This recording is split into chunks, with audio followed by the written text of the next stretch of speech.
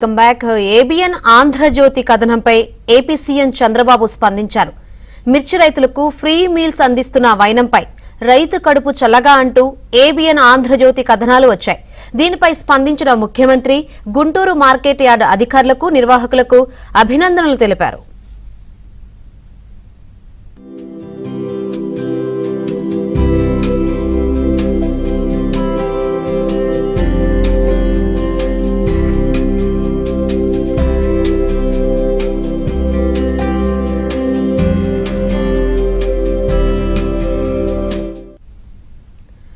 ABN Andhra Jyothi కథనంపై AP CM Chandrababu స్పందించారు.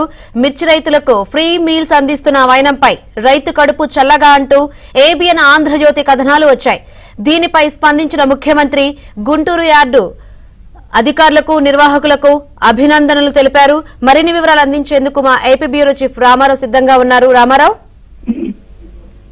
Shankari, ABN లో వచ్చిన కథనంపై ఆంధ్రప్రదేశ్ ముఖ్యమంత్రి చంద్రబాబు నాయుడు స్పందించారు. గుంటూరు మార్కెట్ యార్డ్ అధికారులను అభినందిస్తూ ఎక్స్ లో కూడా ఈ రోజు కొద్దిసేపటి క్రితం పోస్ట్ చేశారు. ఏబిఎన్ లో వచ్చిన కథనాన్ని కూడా ఇందులో ట్యాగ్ చేశారు. ఈ రోజు ఏబిఎన్ లో ఉదయం రైతు కడుపు చల్లగా అంటూ స్పాట్ లైట్ లో కథనం ప్రసారం అయింది.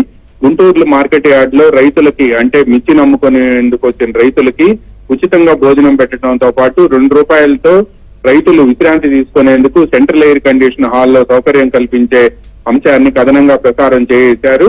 ఈ కథనం చూస్తే అనేక మంది రైతులతో పాటు మిర్చి నమ్ముకునేందుకు వచ్చిన రైతులు కూడా అక్కడ భోజనాలు చేసేందుకు ఆసక్తి ప్రదర్శిస్తున్నారు. ప్రభుత్వం అందిస్తున్న ఈ ఉచిత భోజనం చాలా బాగుంది అని చెప్పి చెప్పడమే కాకుండా రైతులకు ఈ విధంగా సహాయం చేయాలి అని చెప్పి ముఖ్యమంత్రి చంద్రబాబుకి అక్కడికి వచ్చిన రైతులు, భోజనం చేస్తున్న రైతులు కృతజ్ఞతలు తెలిపారు. ఈ కథనాన్ని యథాతథంగా ఏబిఎన్ ప్రసారం చేసింది.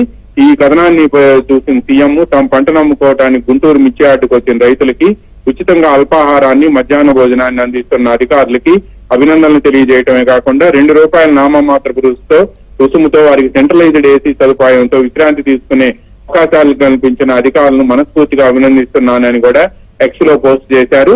గుంటూరు మార్కెట్ యార్డ్ లో రైతులకు అందిస్తున్న ఈ ఉచిత భోజనాన్ని రాష్ట్రంలో మిగతా యార్డులకు కూడా విస్తరిస్తే ఎలా ఉంటుందనే అంశంపై, అంటే ఎక్కువగా క్రయ విక్రయాలు, వ్యవసాయ ఉత్పత్తుల క్రయ విక్రయాలు జరిగే యార్డులకి విస్తరిస్తే ఎలా ఉంటుందనే అంశంపై కూడా స్టడీ చేయాలి అని చెప్పి అధికారులను ఆదేశించారు. ఎంతో దూరం నుంచి వచ్చిన రైతులు, అంటే గుంటూరు, కృష్ణా జిల్లాలే కాకుండా తెలంగాణలోని వివిధ జిల్లాలు, అదేవిధంగా రాయలసీమలోని వివిధ జిల్లాల నుంచి పండించిన మిర్చిని తీసుకువచ్చి గుంటూరు మార్కెట్ యార్డ్ లో రైతులు అమ్ముకుంటూ ఉంటారు.